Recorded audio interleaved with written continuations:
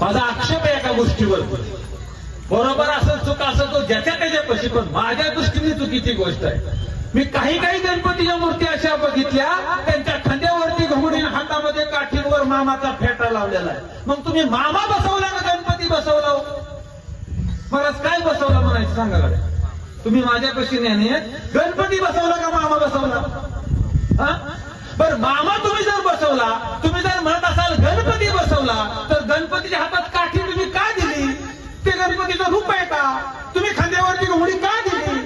ते गणपतीचं रूप आहे का? तुम्ही त्याला मामासारखा फेटा का बांधला? ते गणपतीचं रूप आहे का?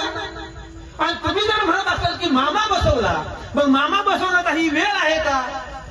बर मामा तुम्ही बसवला, मामा विसर्जन करण्याची गोष्ट आहे का? मला ताईंना माझ्या